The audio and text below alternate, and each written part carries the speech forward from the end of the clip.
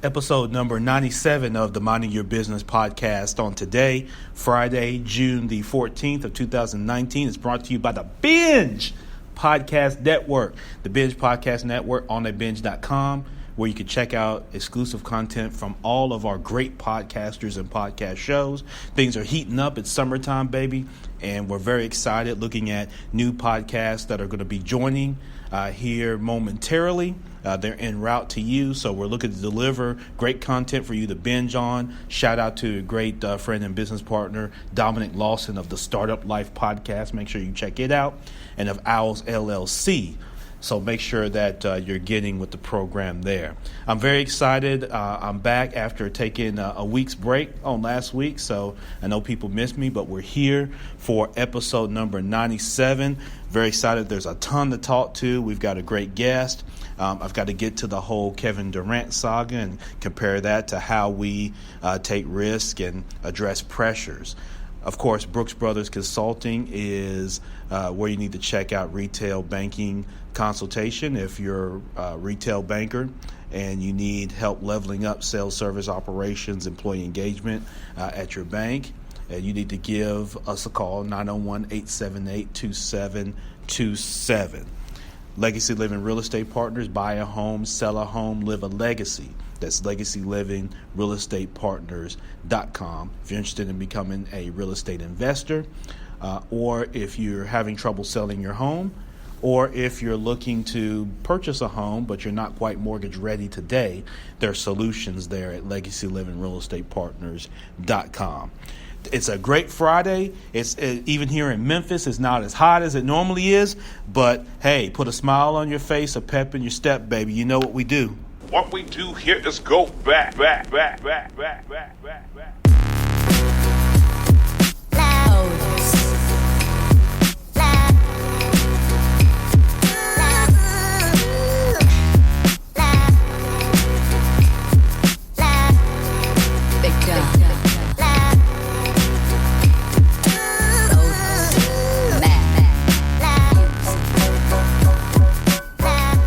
All right, I am your host, Champ Ron. This is the Minding Your Business podcast. Entrepreneurship, real estate, trending news. There's no business like minding your own. Thank you so much for joining. I'm so glad to be back. We're inching up towards episode number 100. Yes, indeed. So, man, I'm extremely excited about that. We've got great things coming your way, some great content, some great connectivity, and even more best practices as we cross over episode 100 coming here in the next few weeks. There has been a ton going on this week. Shout out to the Toronto Raptors on winning the 2019 NBA Finals over the Golden State Warriors. We're going to get to much more with that. However, we want to get started with today's guest. And today's guest joins us from the great state of Pennsylvania, where he's got a tremendous background that we want to really dig into today. And I want to welcome Mr. Mark Ritter of MBFS. Mark, are you there with us? I am here. Thank you for having me. Awesome. Yes, we're so glad to have you, Mark, and thank you for taking time out of your busy day to join the Minding Your Business podcast. So are you ready to connect here with the MYB community? I am ready to roll. All right. Awesome. Awesome. That's what I love to hear. So, Mark, as CEO of your particular organization, let's go back a little bit. For those that aren't familiar with your background, talk to us about, kind of where you come from and how you got started and kind of your transition to what you're doing today. Sure. I always like to say I am a white-collar CEO from a blue-collar steel mill background. Okay. So I grew up in Berwick, Pennsylvania, and that's in the coal region of northeast Pennsylvania. And I always best describe it, if anybody's ever seen the movie All the Right Moves with Tom Cruise, that's centered around high school football. Right. Or that's where I grew up. Okay. Excellent. Except it's probably not quite as glamorous as it was in the movie, you know? Okay, I was going to say. That's the steel mill, coal town I grew up. And I probably graduated high school with, I think, 140 some kids in my class. So it was a small school. But we had this thing where where our high school was nationally ranked in high school football every year. Oh, wow. This little, we were in USA Today rankings every year for this little tiny town in the middle of nowhere. And afterwards, I was probably an average high school football player and was looking at some smaller schools. Okay. And then got a job opportunity when a coach from Penn State came through and said, "We need guys like you to work for the football team. Okay. You want to do it?" And they ended up offering me more money to go work for the football team than if I would have went and played football. Oh, wow. So that was a pretty easy decision for me. Right, exactly.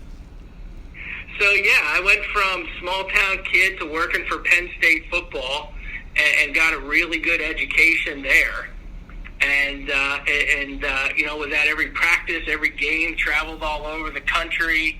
We won a Rose Bowl my last year, got a ring and the whole works. So it was, that's kind of my inherent background. And then after that, I was actually in Tennessee for a few years. And I always can tell people, you being a Memphis guy, I actually saw Tennessee Oilers games at the Liberty Bowl. Oh, there you go. So you're taking us back a little bit. Yes, quite a bit. So that ages me a little bit. Oh, well, that's awesome. That's awesome. But I got into banking, and I love the South. I love Tennessee, and the company that I was working for moved me back up into Pennsylvania. Okay. Because what I found was nobody from the Tennessee liked to talk to the Pennsylvania and New Jersey people, so they moved me up here to deal with all the clients. Yeah, the difference between the Southerners and the Yankees, I guess. Yes. And after that, shortly after, I was in the market for a job and got into the credit union space for business lending. So, it was the Wild West at the time. Oh, I could imagine. So what year time frame are you talking there, Mark? That was in 2001. Oh, yeah, those were the blow and go days. When I got into credit unions and business lending, there was in Pennsylvania, there was $13 million in loans, business loans, among every credit union in Pennsylvania. Wow. Today there's over $3 billion. So, but when I got in, it was there was virtually nothing there, and what really was there for 10 years and built it up into a powerhouse. We were really in the top 10 in the country at Members First Federal Credit Union for business loans. And after a while, you kind of like you get that itch where you're looking for that next challenge. You want that next win. You always got that competitive spirit in you. Right. And then got a bunch of my friends were in this CUSO. They were owners of this CUSO, which was a disaster. It went through 4 CEOs in 5 years, and I decided to be the 5th CEO and got into this. So I moved my family to suburban Philadelphia and, kind of took over running this CUSO where we support credit union business lending all up and down the eastern United States now. Okay, excellent. So let's unpack this a little bit, Mark. So you transitioned from banking to the credit union space. Talk about that. Yep. That's typically, they fight. Most people don't realize this, but the credit union industry and the banking industry tend to fight like cats and dogs. They tend to not send each other Christmas cards at the end of the year. And so how was that transition? Did you find a lot of differences? Was there a homogenous kind of move in your skill set, or did you feel you had to get up to speed a lot? Talk about that. Well, it's the funniest thing is because, when you come from a bank, you're suit and tie on every day, and, it's much more formal. You're kind of out there hunting, what can I get? And at the credit union, there was no resistance to somebody talking and having a conversation with you. People liked their credit union. I was like, wow, this is great. I thought I was the greatest sales guy ever, but people liked, nobody's protesting in the streets against their local credit union. Right. So people liked their credit union, and we were just it was this new emerging industry where we were able to help them out. The biggest thing that I learned was I needed to be more casual. I couldn't, suit and tie didn't work with Mr. Credit Union member because they wanted comfortable. Right. They wanted casual. They wanted somebody, they wanted to get their financial services from, somebody who they could talk to and get to know them. And it's a much more of a relationship situation, Absolutely. as opposed to that business, that cold business relationship sometimes. Yeah, no, that's very true, Mark. And in my own transition, when some years back, when I transitioned from banking to the credit union, I echo those same sentiments. The people, I had worked for places like Bank of America and some of these larger, banks that at that time you had the Occupy Wall Street stuff going on, and people were protesting in front of branches and all that type of stuff. And when I got to the credit union space, it was much more relaxed, much more, not to say it was more customer focused than the other. It's the credit union's motivation was different. And I think that started from the leadership all the way down, and the credit union was a little bit more immersed into the local economy and the local fiduciary, nonprofit areas and that sort of thing, and a bit more authentic. And so, I echo that same experience. And so, so you become the fifth CEO of this CUSO. So first, even before I ask this, explain to the audience what a CUSO is. A lot of people who aren't in the credit union space, Mark, may not be familiar. So can you explain what a CUSO is and kind of how it comes about and relates to credit unions? Sure. Basically, credit unions work cooperatively together on just about everything to provide services at a better price and more efficiently and effectively, working together than apart. Okay. So their CUSO stands for Credit Union Service Organization.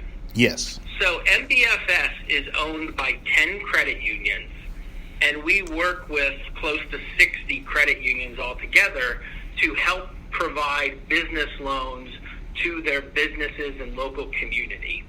Now, you name a function at a financial institution, there's a CUSO for it.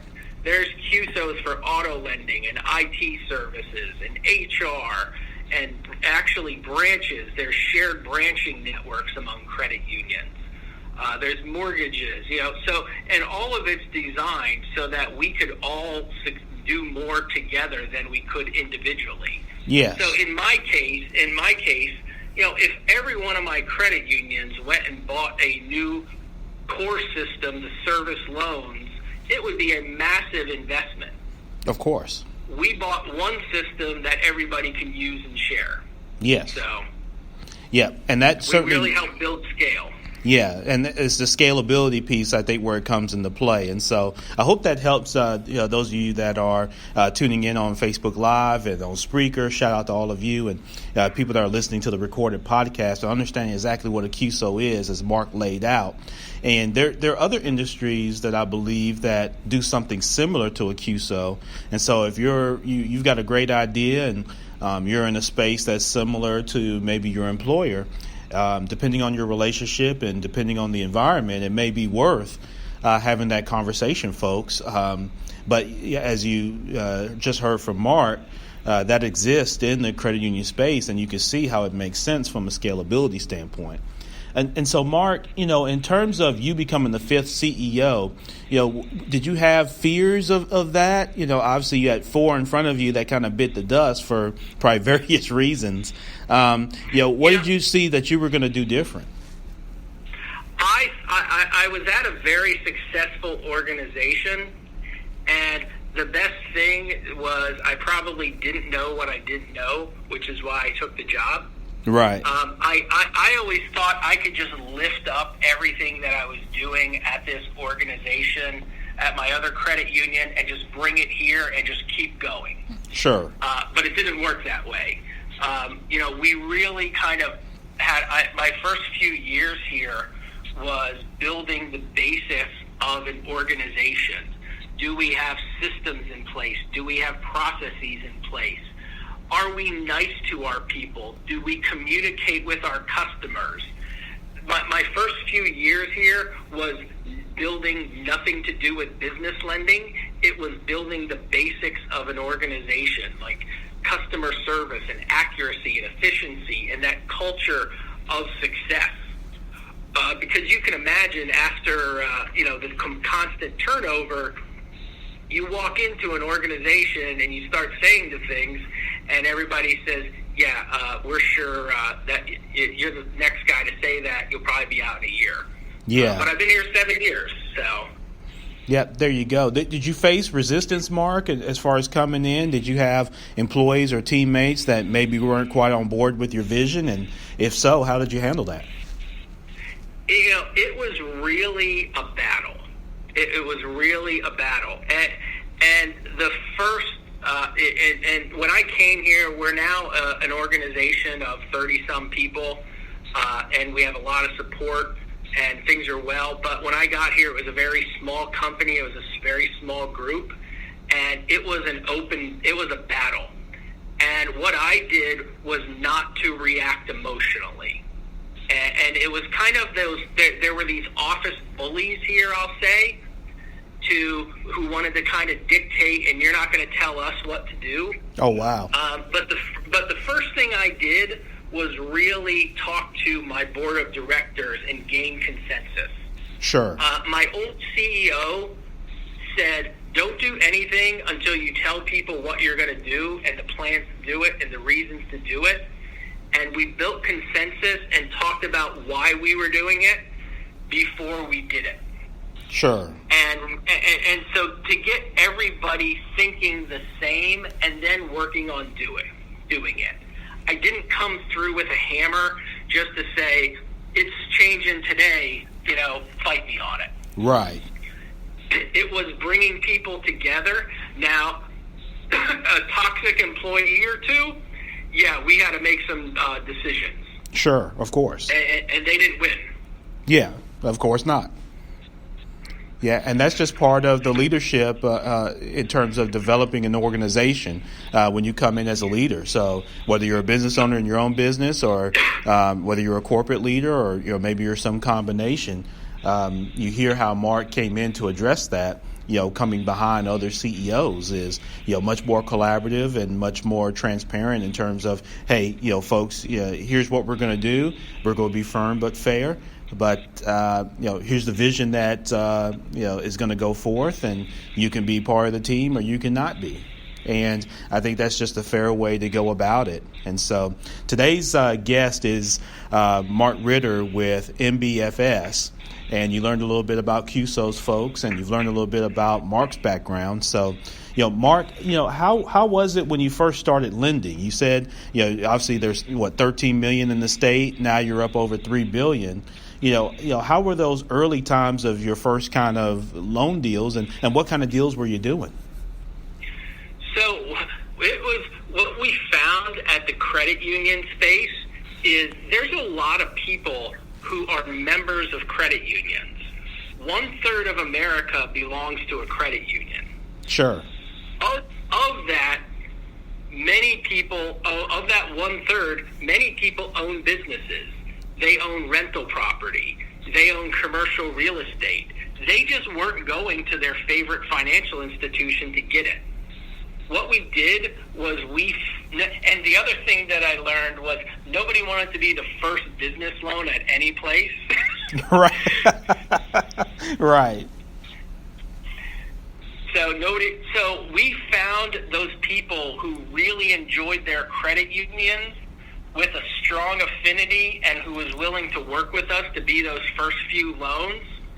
And then every single one of those loans, I stuck a huge sign in front of their building that says financed by Members First Federal Credit Union to make it look like our presence in the marketplace was much bigger than it was. Sure. And people said, oh, that credit union financed that property. I like credit unions. Let me check them out. There you go. So that was your sales piece there. Yes. And timing is everything, because people, there was a lot at the time. Like I said, I was the trailblazer. I was the only one in the area in the credit union space doing this. So we had so many people come to me and say, I love my credit union, but they don't do it. Can you help me out? Because they like the culture of a credit union. And that's really why, this space has continued to grow at the pace it is, because there's a level of trust with the credit union brand. Sure. That people aren't, they don't think, oh, here's this big bad credit union who's just trying to screw me over for $1. Right. So we just kept building on that brand and the affinity and building that awareness of people who like credit unions and other people. In the banking space, there's a lot of mergers, still are, and those are my best friend. Yeah. Because credit unions are local institutions that generally keep the deposits and loans pretty tight to their area, and I always say we're kind of the community bank of 30 years ago. Sure. Yeah, and that makes a lot of sense, and a lot of people I think can relate to those differences between the two as you compare and kind of contrast that, Mark. Tell us about the underwriting piece. I know, I come across people all the time, whether it's from my banking days or, even right now today as I do, more banking consulting.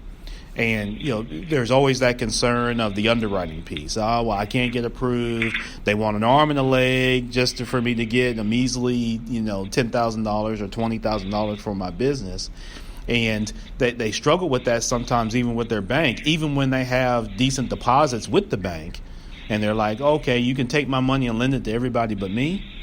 And they oftentimes don't have that same type of experience with the credit union. So can you speak to that as far as the kind of the Sure. In your case, the member experience and, what people can expect from an underwriting standpoint? Sure. And like most financial, when you look at it from most financial institutions, when we lend money, we want to get that paid back. Of course. So, that's kind of the given. But the difference in our piece is that we will take that relationship into consideration much more than a typical commercial bank. Sure. We don't have a box that we'll lend in. People always say, what are credit unions like? And my answer is, go to your downtown in any community and look around, and that's what credit unions like. They are what I call Main Street lenders. Then okay, this institution likes only doctors. This one only likes commercial real estate. Most credit union programs are generalists, where and we'll look, if it's a borderline loan, we'll actually talk to the business owner. Sure. And it's not unusual for my business loan prospects to come out and meet the CEO of the credit union. Sure. That where that's much as our we still look at the numbers, and the number, like, the numbers have to make sense. But I always say 10% of our world is easy no, 10% an easy yes. most of it's a world of gray in the middle. And that's where we like to make that experience and to know who we're dealing with, what their experience is, what the background is. Do they have experience at the credit union where we can lean towards this?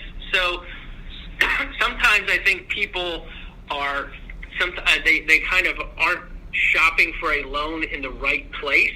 Sure. Choosing and working with a financial institution is not a gas station, it's a restaurant. Where, when you get gas, you put gas in your car, it's all the same, it all does the same thing, you pull away. Doesn't matter. Exactly. There's, at restaurants, you can go to McDonald's and get something and eat it. It's quick, easy, and it gets you fat. You can go to high-end restaurants, you can go to everything in the middle, and how they deliver the food and what's going to fill you up is a lot different. Sure. Financial institutions are the same way. Our niche is somebody who wants to sit down and talk and work with us and, let us get to know you. And that's sometimes even a cliche, but in my place, it's true. Sure. Come in and talk to us, and we want the numbers to make sense. But our credit box is fairly big when it comes to that piece, in that credit unions aren't as restricted we tend not to just jump in and out of lines of businesses and industries like maybe a commercial bank does. Sure. If you're in the hometown, you're in our mission, you're in our marketplace, let's try to make it work. There you go. And so, as along with that, Mark, where do you kind of tend to fall in terms of things like personal guarantees and credit score and down payments and those sort of things? Or how do you compare and contrast that with kind of the commercial bank? For those, I hate to say it's almost identical, but it probably is pretty close. Okay. If you have to give a personal guarantee at the bank, you probably have to give one for us. If it's a real small loan and you're an auto body shop, yeah, we're going to need your personal guarantee. If you have a piece of commercial real estate that has a Class A tenant that's leased, to Walmart, you might be able to negotiate out of it. But kind of those LTVs, but we're pretty flexible in terms of, especially if you have people that really like to invest in real estate. We'll work with you to try. We'll look at the equity portion of what you have. Sure. So any kind of asset-based lending, or are you mostly kind of doing, principal and interest, lines of credit, like you mentioned, term loans, mortgages, commercial mortgages, that sort of thing? Yeah, I actually, when I worked in Tennessee, I worked for an asset-based lender. Okay. Specifically doing accounts receivable financing. The two areas that I would say credit unions tend to stay away from that are more niches are pure AR financing, and maybe if you're an auto dealer, we're not going to do floor planning. Sure. That being said, do we do a lot of lines of credit to small businesses? Absolutely. Yeah. We do. Credit unions do a lot of. The average loan in the credit union space is $330,000, and we process a lot of $30,000, $40,000, $50,000 loans, a lot of small loans, and we also, I'm in Philadelphia area. We also can finance. We've financed a $28 million property in Princeton, New Jersey. Sure. So credit unions can really run the gamut and help out the community. Yep, definitely. And again, MYB, our guest today, Mark Ritter with MBFS, is joining us today. That's mbfs.org. And you'll see Mark's contact information in the show notes for those that are in his footprint and want to reach out if you have business lending or commercial financing needs. as you can hear, there's expertise there, and he can get you connected to the right people there to have your application reviewed, and you kind of go from there in terms of determining what financing options are available to you. So I encourage you all to reach out and to check that out. We actually have. Sorry to interrupt. No. We actually have networks of other CUSOs that we've partnered with.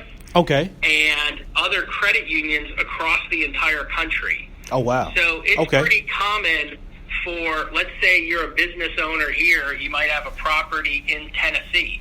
Sure. I have credit unions in Tennessee that I could say, hey, we could refer you to these people, they're local, they can help you out.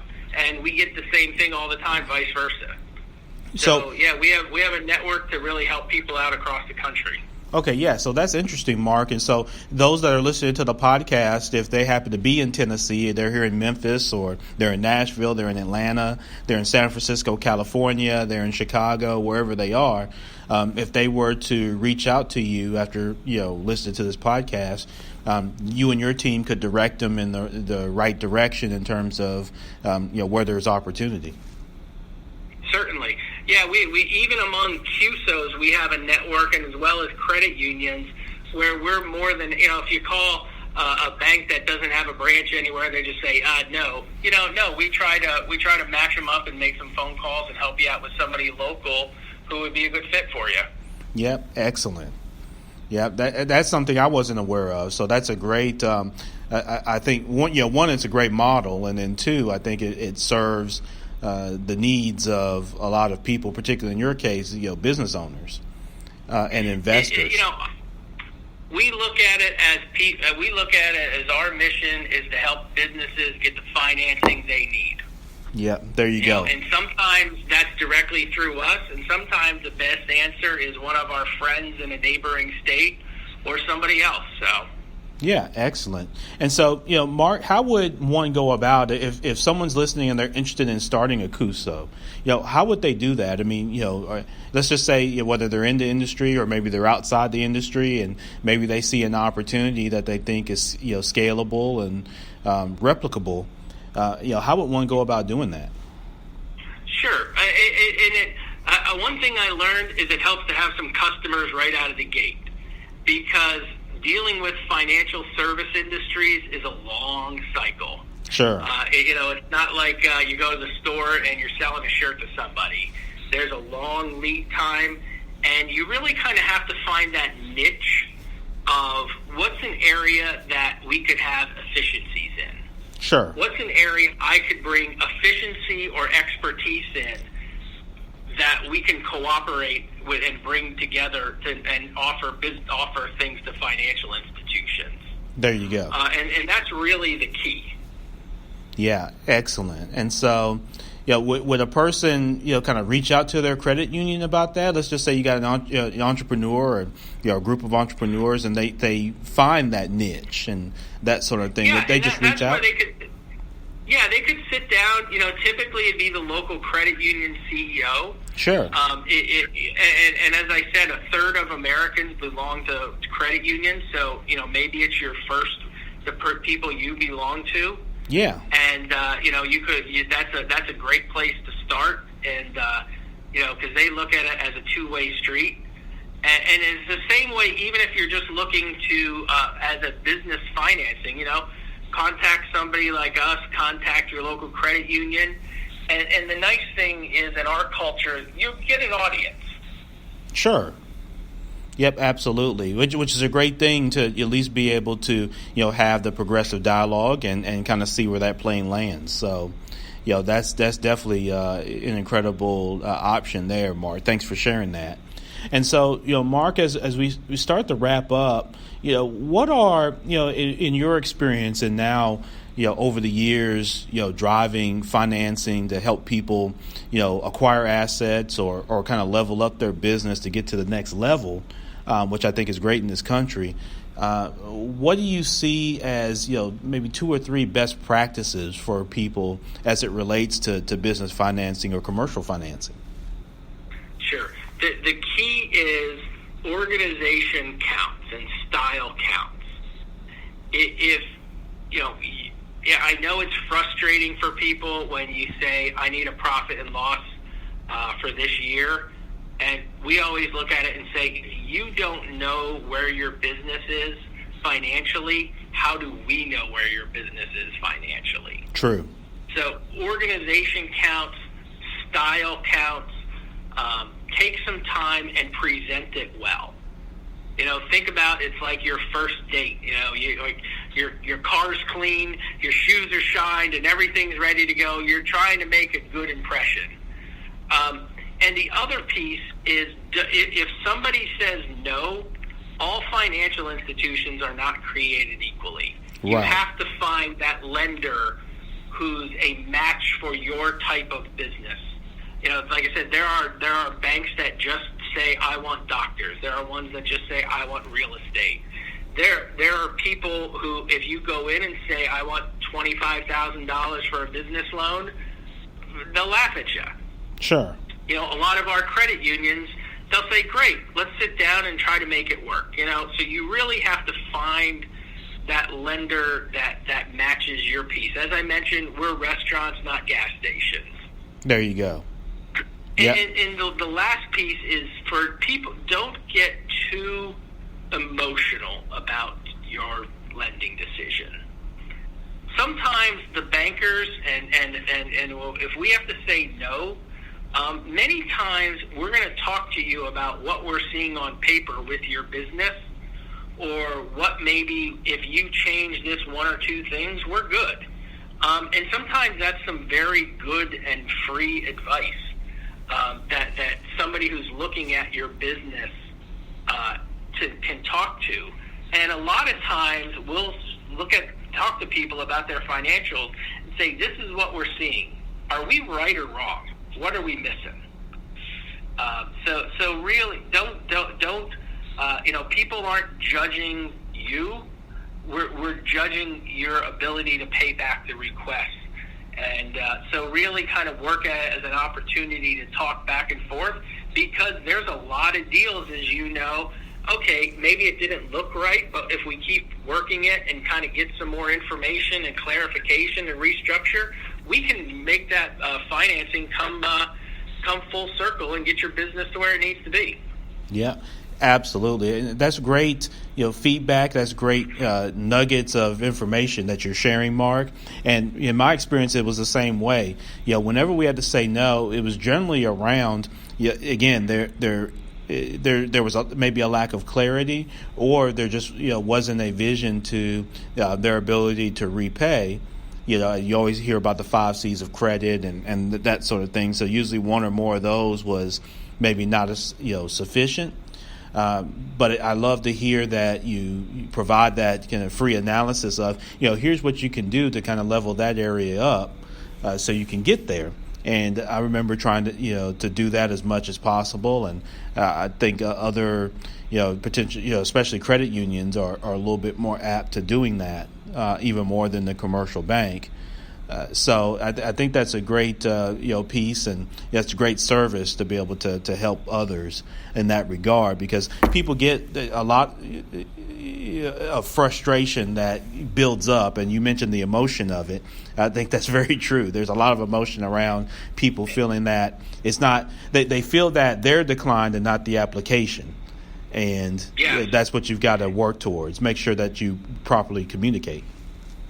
And there's a lot of one always concern that I have is there's a lot of lightning quick money out there that businesses can regret very quickly. You could go online and get $100,000 in an hour. You're going to pay 25%, and the interest is taken all up front, and they're going to draft your account every day, and you'll never pay it back. But you got your money quick with no questions.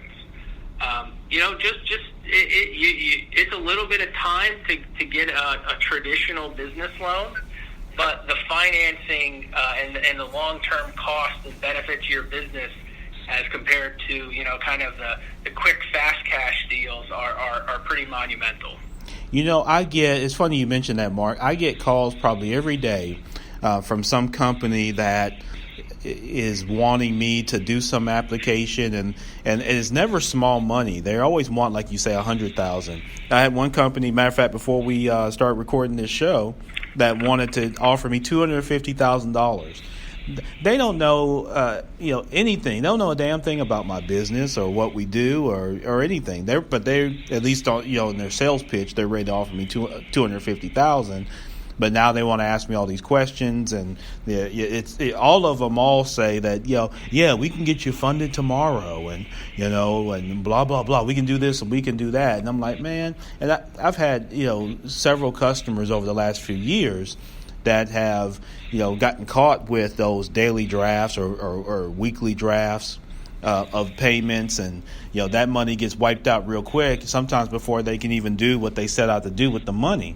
So let me ask you, are you seeing that from a competitive standpoint in the marketplace, where you're competing against some of these companies that have this quick money? Sometimes they're in Utah or they're out on the West Coast, and they've got this quick money for business owners, and they're ready to just pounce on you. Do you see that as kind of a competition against what you do? And if so, what do you do to kind of differentiate yourself? Those the kind of the online lender, we can fund you tomorrow type of deal. We really don't see them as competition, or at least now we don't, because of the change in interest rates. And I'm sure there are, just like a payday loan, there are legitimate times in your business where you have to do something, and maybe that is the best solution for you, but it's pretty small. Long term, I think we're best. My bigger concerns, and much like the commercial banks, are kind of the Amazons of the world who are getting into banking services. Sure. The Intuits of the world, where you can click a button on your accounting system and get financing. At some point, and one of the things that is happening right now is, for the last decade, the economy has been very good. Right. None of these quick, fast lenders have been through the downtime. Sure. So we'll see how things go. I think credit unions, we do a great job at getting a lot of business, a lot of money. Are we perfect for everybody all the time and in every situation? No. But we do help out a lot. Like I said, I call us Main Street lenders. And that's kind of the world that we like. We do some bigger loans, we do some mediums and a lot of little loans, and I'm good with that. Yeah. And I think we're prepared for those downtimes where a lot of venture money, guys because they made an app, they think they know lending. Right. And that, right. and I just think that's I don't know when delinquency is going to rise to a normal level, but when it does, I think you'll see a lot of people fall off that space. Sure. Yeah, and I always wonder, it's kind of a catch-22. I wonder, does their business increase in a downturn where less people can go, say, to their commercial bank, kind of like you saw in 08 and 09, where, the commercial bank tends to operate in the extremes. They'll either, we talked about some of the Wild West days. I can remember when the commercial bank would just about give a HELOC to on a doghouse. You know what I mean? I mean, they do a doghouse at 100% on the HELOC back in, say the early 2000s. And then, once 08 hit, they turned the spigot completely off, and, they wouldn't give, you could put your right arm as collateral, and they wouldn't want to take that. And so I wonder. That's actually one of the things I'm most proud of, is that credit, some of my best, most prosperous years were in the dark days of the recession. Yeah, same for me. Credit unions don't really borrow their money. They lend. They don't really borrow their money, so they're lending off deposits, and we're in a great position to keep America rolling. So. Yeah, exactly. And I'm wondering if those kind of more fly-by-night, West Coast, like you say, I just developed an app and now I think I'm a bank. and I want to start lending to people overnight. I'm wondering, from the catch-22 phase, is there one side where they have delinquencies, and how that works in terms of whether these loans are actually in their portfolio? And I kind of question that. Where are those loans housed once they do them? Are they with other banks, or do they have their own bank and charter? I'm not familiar with that. And so there's the piece where maybe their business increases during a downturn, but then they're also more susceptible to some of those riskier deals where there's more, a higher rate of charge-off. So I didn't know what you thought about some of that.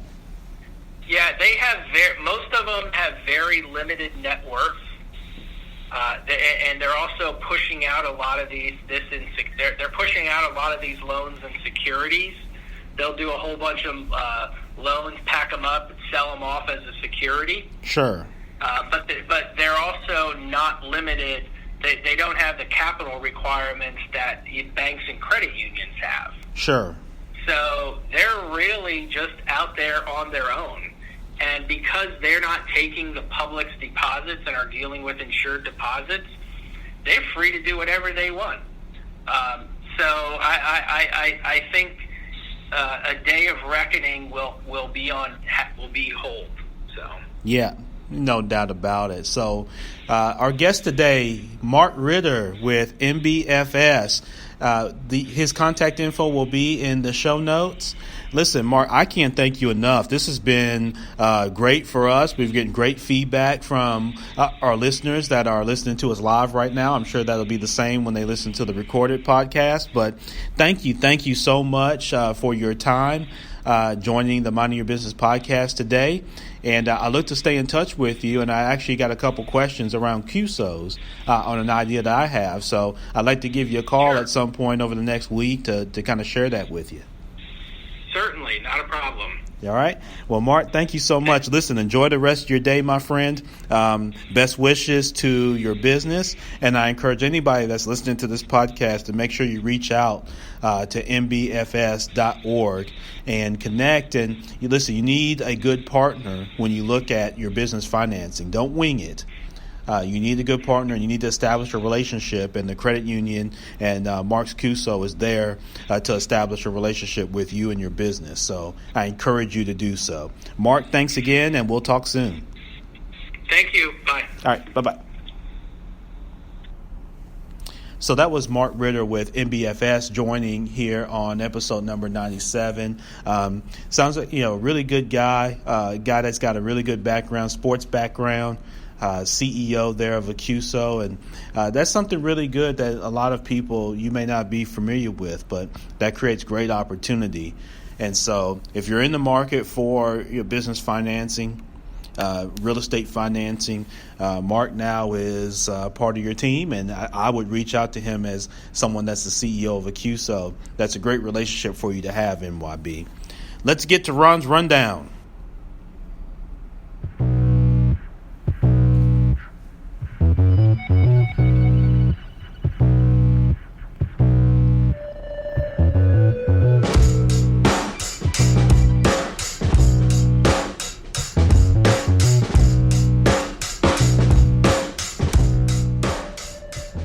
All right, this week, there's so much going on. You had Sarah Huckabee dropping out of the White House.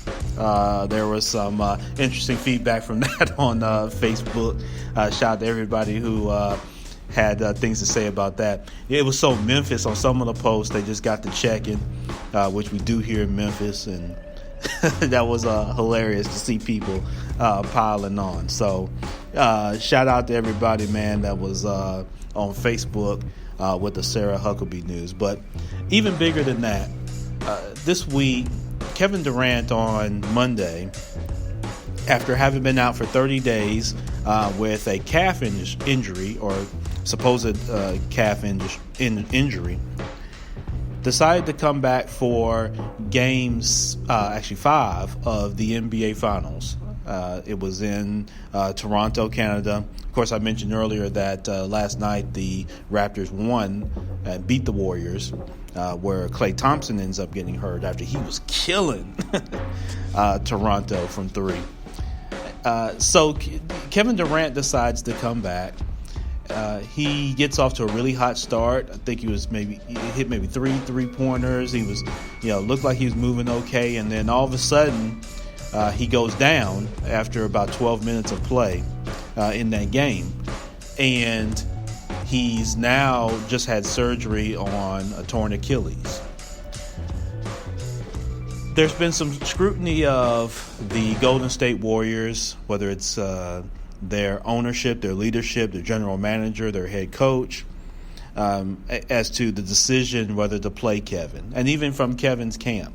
So there's fingers being pointed all the way around, and as you know, Kevin Durant is a free agent there in the NBA, which means his contract is up, and he's up for a new contract, and he can do that either continuing with the Golden State Warriors or with other teams, as it's been speculated with other teams, whether it's the New York Knicks or the Brooklyn Nets or the Los Angeles Lakers, the Los Angeles Clippers.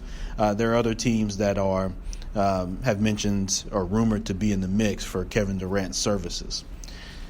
Kevin Durant took a risk in playing. He had been injured. Like I mentioned, he'd been out 30 days, but he took a risk in coming out to play, him and his camp.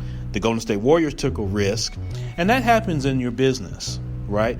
Entrepreneurship at its very core is about taking risks. It's defined as individual or individuals who take risks. This is no different. He took a risk, and what did he risk? His career. He risked long-term viability of his health, particularly with his legs. For a guy that's 6'11", 7 feet, that's even more critical. And so, yes, there was risk that took place. Some of that risk can come from pressures. It's been talked about on a lot of the sports channels that Kevin Durant was under some pressure. Maybe he had pressure internally from himself. Maybe there were some pressures externally or extrinsic pressure that came about, all as a result of him not being available to play through most of the NBA playoffs. He played some in the first round, and then he got hurt, and like I said, he was out for a month. So hindsight is always 20/20 when you're taking risk, of course. And so he ends up getting hurt, and it's always easy to say, in hindsight, what you should have done and that sort of thing. Here's the thing. We all face the pressures to take certain risks. And in your business, whether that's personal, whether that's professional, risk-taking is a part of it. You won't get out of life really well playing it safe. You're going to have to take some risks. And most things that you do are some level of risk. Take personally, it's a risk to look to deliver a child. When your woman or your wife or your girlfriend or whoever gets pregnant, that's a risk. It's always a risk because you don't know how things are going to turn out on the front end. When you decide to change jobs, when you decide to start your business, you decide to close your business, you decide to merge your business in, you decide to expand your business, whatever that is, it all incorporates different levels of pressures and different levels of risk. Okay? The best thing that we can all do, just like Kevin Durant's team, is you've got to get the information. You've got to get the intel. So that's number one. Make sure that you can get good information. Did they have good information in Golden State on Kevin Durant's calf? Well, the report was that the worst that could happen to Kevin Durant by playing on his calf injury was that he would just re-injure it. Okay? That was the intel. But that turned out to not be the case. It turned out that he didn't re-injure his calf. He tore his Achilles, which is a much longer rehab process, typically 6 to 9 months post-surgery of just rehab. So Kevin Durant more than likely is not going to play next season. If he does play next season, it's probably going to be towards the end of the season. So you're probably not going to see Kevin Durant for a good year. Same with Klay Thompson, who on last night, he got injured. And I believe it turned out to be his MCL in his knee. Or ACL, I'm sorry. I think it's his ACL. Which that's a little less, particularly in today's environment, not quite as bad as an Achilles. And so Klay Thompson will be able to he'll be fine, but he's going to be out for a while too. Maybe not quite a year, but he's certainly going to be out half of next season. And so those are risks that those folks took. You've taken risk in your business, right? You take a risk just by starting your business. And I commend anybody that starts it, whether you're working your job and you start your business, or you quit your job and you start your business, however you decide to do it. But don't shy away from getting the proper intel, the proper information to start your business and to drive it forward. And yes, there's going to be risk. There's risk in bringing on people, hiring people, letting people go. Whether people have the right skill set or not, whether they're good fits in your business, whether your industry is going to hold up. So there's a whole gambit of risks that you take, folks. And again, the hindsight is what it is, but get the right information, but you got to make the decision. And the one thing I commend Kevin Durant and his team for, get past all that, how he was viewed or things like that, tough, soft, whatever. At the end of the day, he took the risk and he made the decision. And he wanted to be out there with his team and with his teammates at a time when his team was down 3-1 to the Toronto Raptors. Okay? He made a decision. He made a call. Some people don't have the intestinal fortitude or the guts to make that call or to take the risk. Some people just don't have that. They want to play everything safe, and you get what you get when you do that. I commend Kevin Durant for his willingness to go out there and to lay his career on the line. Keep in mind, he's up for a max contract. So not only is his contract up, he's up for a potential max deal that could be in that $200 million range. All right? That's real money. For those of you that love money and things like that, I mean, money has its place, but that's real money. When you start talking about $200 million over, 4 or 5 years, okay? And particularly for a guy that's now crossed 30, I think Kevin Durant's 30, 31, somewhere in there. So he's at a point now where this is going to be potentially his last large contract in the NBA. And in the NBA, unlike in business, your career is fairly finite. You don't get to play forever. You can own a business and you can start your business at 30 and you can run it until you fall out, it leaves you, you leave it, or you just no longer have the functionality to do it into your old age. You don't get that in basketball or in sports. And so it's a huge risk that he took, but I commend him for taking the risk based on the information. And no, every risk that you take doesn't turn out to be what you'd like for it to be. However, take the risk, folks. And so get the proper intel, be calm about it, have conversations with people that you trust, and make the decision. And in some cases, Kevin Durant couldn't do this, but in some cases in your business, you can beta test things and kind of test it out. You don't have to dive all the way in. Take a portion of what you're looking to do and test it. I do that with certain markets. If I'm going into a new market, I don't take the whole state of Illinois, as an example. You may go into certain pieces of Illinois and, go into a certain city or a certain town or a certain area and test it. Test it with, some phone calls, maybe some marketing material, maybe a letter, maybe some email, things like that. And test it out, maybe get some feedback from a survey. Just to get feedback and more thoughts. Again, that gives you more primary information. But shout out to Kevin Durant, shout out to Klay Thompson, shout out to the Golden State Warriors. I'm a Lakers guy. We're a little bit in dysfunction, but hopefully we can line up some folks for LeBron and he can get back into the playoffs and the Lakers can get back to their winning ways, because you already know it's been several years. I'm a little antsy. It's been several years since the Lakers have been in the playoffs, much less contended for a title. So anyway, thank you so much for joining on today's episode number 97 of the Minding Your Business podcast. If you're interested in advertising, it'd be great to have your business promoted here to our buying audience. www.themybpodcast.com. That's themybpodcast.com. You can email me, Ron, at themybpodcast.com. Share this podcast. Go to Apple Podcasts, Google, SoundCloud, iHeartRadio, Spotify, YouTube. Go to those different places.